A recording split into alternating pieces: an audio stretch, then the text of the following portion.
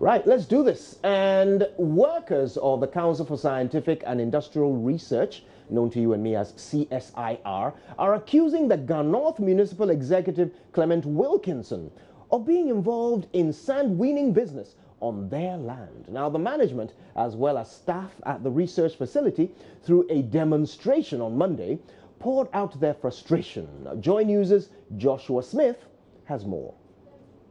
The workers, clad in red armbands, trooped the centre, lambasting the MC for using the name of the Ministry of Works and Housing to indulge in these activities.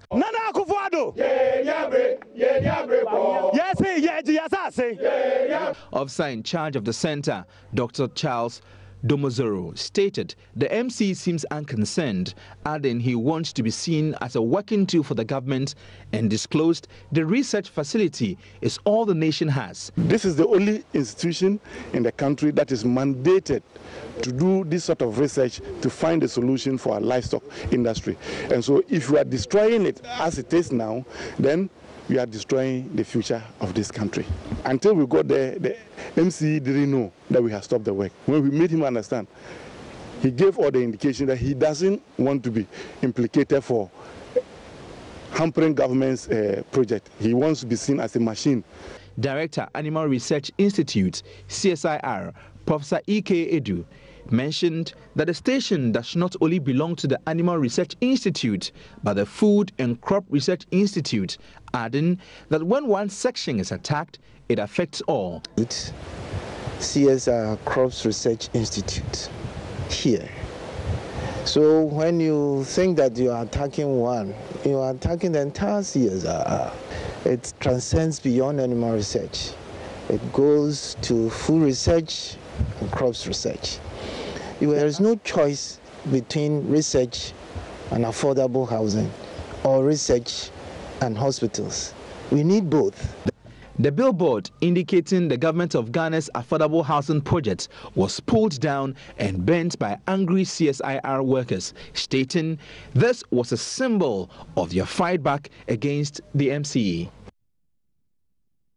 Let's turn our attention to crime, and 2 police officers from the Police Special Weapons and Tactics Unit of the Ghana Police Service are to be prosecuted, whilst several others are to be transferred for their role in the Tumu disturbance. The Upper West Regional Minister Alhaji Suleimana, who discloses to JoyNews shortly after inaugurating a committee to look into last Thursday's disturbance at Nandom, said the 5-member Tumu committee has been asked to take a second look at aspects of the report to enable government to implement to the fullest the recommendation of the committee.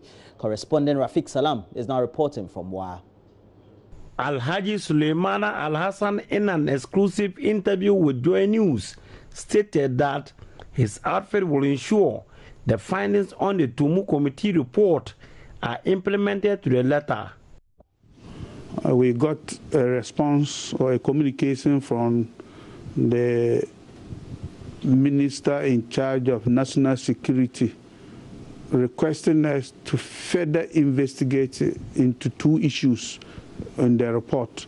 And these are, one, that the civilians who took part in the demonstration, some of them would have had some criminal intent. So we didn't identify any criminal intent on the civilians who took part in the demonstration, but they think we should go and reinvestigate that, at least identifying some of them there for the sake of prosecution. Let's talk about sanitation. Now, NGOs for sanitation, water and hygiene are calling for strict punishment and prosecution for men who urinate by the roadside and at unauthorized places. One of them, Football for Water and Beyond the Goalpost, the practice poses a health hazard to the people who shake the hands of such men engaged in this practice. Now, speaking at an event to sensitize the Methodist youth in Cape Coast to be ambassadors of hygiene and sanitation, the NGOs called for a strict enforcement of the law on sanitation and hygiene in the country. The Football for Water and Beyond the Goalpost have so far built over 200 sanitation and washing facilities in schools in the Komenda, Edna Eguafo Ebre municipality and the Cape Coast metropolis. This time, they decided to spread the message of sanitation and behavioral change during the Youth Festival of the Methodist Church in Cape Coast. This was to make the youth ambassadors of hygiene and sanitation so they could effect a change in the behavior of people, especially those that defecate in the open and urinate indiscriminately. Hilda Ada works for Football for Water and Beyond the Goalposts. Her organization believes many men do not wash their hands after urinating and are also fond of urinating by the roadside. The practice, according to her, poses a health challenge and should be discouraged. A man will just stand by a tree, by a pole, by a wall and just urinate in the open and glaring eyes of everybody, including we, the sensitive women. And seeing somebody like that, it is also open defecation, by the way. You are openly defecating, but most importantly, it's very undignifying. The other thing is that when they stand by those places and they urinate, they just clean their hands, because when they shake their thing, the urine actually falls on their hands, and they will just wipe it on their trousers and off they go. When you meet them, you shake their hand and they shake your hand with the urine and pass on whatever they want to pass on to. I think men are among the highest of the population who don't wash their hands. So when you go and wee by the roadside or whatever and you clean your hands on your trousers and come and shake people's hands, I mean, you are transferring all these germs to other people. The organization and the Methodist Church Cape Coast Diocese decided to use the game of football to get the attention of the youth. Ebenezer Mofapia is the diocesan chairman of the Methodist Youth Fellowship. When we bring young people together, we have an opportunity to tell them about things that we need to be reminded of, and also, especially if it is through sports, we're able to get the numbers that we want. So basically, to be able to get them to refocus on our faith and our walk with God, we bring them together during long vacations to have the sports festival. It is a belief of Football for Water and Beyond the Goalposts that men who urinate in the open should be shamed, punished and prosecuted to discourage the practice. Richard Kwejenyako, Joy News, Cape Coast. And before we go, former UN Secretary General Kofi Annan, who is late, is to be given what is called the traditional state burial befitting his status as a chief and a global statesman. A family delegation was at the Minsha Palace on Monday to officially inform the Asantehene Otumfuo said to the second of his passing. Busuapinyi Nana Brewo II says Otumfuo has appointed one of his linguists to assist in the planning of the funeral. Prince Apia was with them in our reports. The family of the late former UN Secretary General Kofi Annan visited the Minsha Palace on Monday to officially inform the Asantehene of his death. They were led by his son, Kojo Annan, the Busuapeni and other siblings. This was necessary because the late Kofi Annan was one of Asantehene's chief, Busumuru.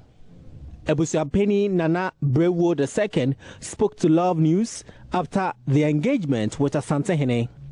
To inform the Otumfuo about the demise of Busumuru Kofi Annan. That was the main purpose we came here. And what transpired? We announced for the first time to the Otumfuo that this is what has happened, and he has chosen one of his chief linguists to communicate with the funeral committee and with us to interact and inform him whatever is going on, so he can also decide the way forward. Earlier, a statement from the presidency indicates that a state burial will be held to honor the late Kofi Annan in Ghana. The family says because he was a chief, the funeral will be a traditional state burial to match his status as a chief and a global statesman. a traditional state barrier with both sides because he's also a prominent figure here in Malaysia. So it depends on what the committee will decide, and we suggest to the Otumfo, and he will also give his opinion, and that's what we're going to work with. Meanwhile, communication between Malaysia, the funeral committee and the family will continue till the date of the funeral. Prince Apia reporting.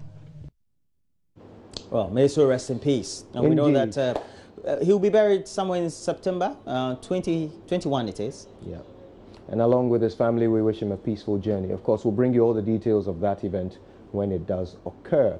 But I'll tell you what we're going to bring you now.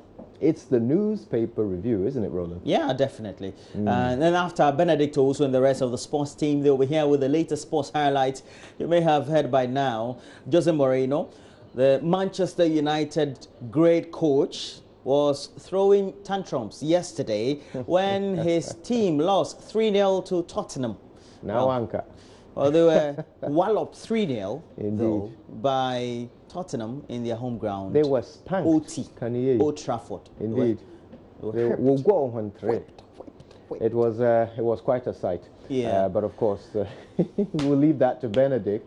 We won't tease Manchester United fans too much. Like Mama Vioso Abuaje. No, we won't do that.